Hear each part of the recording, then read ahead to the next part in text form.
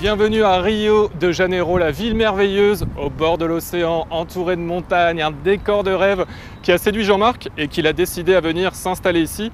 Présentation. Le voici, l'Alsacien du bout du monde. Il s'agit de Jean-Marc Dur, 54 ans. Il est originaire de Strasbourg et vit au Brésil depuis 2005, où il est guide indépendant, spécialisé dans les visites en immersion.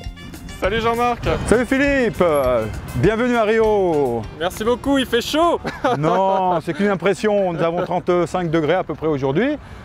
Devant le pain de sucre, carte postale de Rio, typique sur la baie de Botafogo, où j'habite. Je comprends pas moi pourquoi tu es tombé sous le charme de cette ville. Juste 30 ans, juste 30 ans. Je suis venu, je suis passé et je suis resté, quasiment. La première fois que Jean-Marc vient au Brésil, c'est en 1986 pour 2 mois de vacances. Quand il foule le sable de la plage de Copacabana pour la première fois, il réalise un rêve de gosse. Le Brésil est devenu une passion suite au fameux film L'Homme de Rio, avec notre bébelle nationale. Après toutes ces années, avoir entendu parler Rio, Copacabana, Brésil, Copacabana, enfin j'y étais sur cette fameuse plage mythique où de nombreuses personnes ont foulé le sable, des stars, le pape et moi enfin aussi à Copacabana.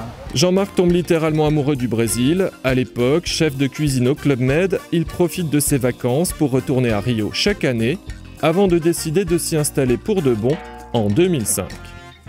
J'étais à un moment donné de ma vie où je devais prendre une décision.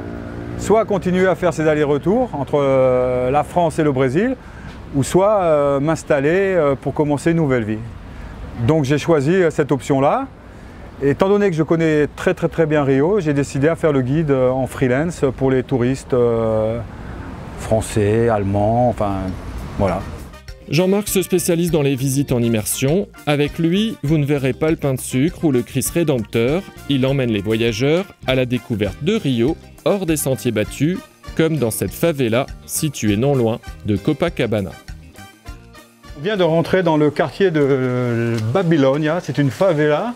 On vient de passer un barrage où il y avait des hommes armés avec de la drogue. On n'a pas été autorisé à filmer, on n'a pas été autorisé à filmer pour des raisons de sécurité.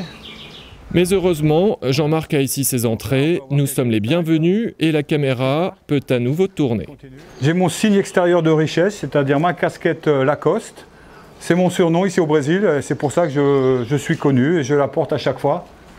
Quand je rentre dans une favela, c'est mon passeport, c'est mon droit d'entrée.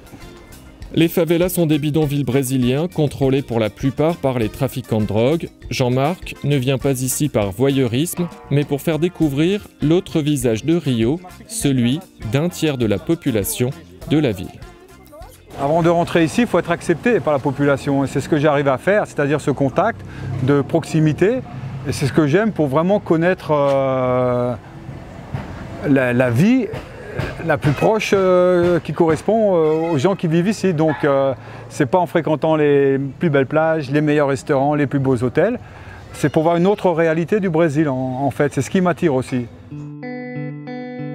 Une réalité de plus en plus dure. Depuis la fin des Jeux Olympiques d'été de 2016, le Brésil est face à une crise économique, politique et sociale. Une situation qui touche directement Jean-Marc. Il va revenir travailler quelques mois en Alsace.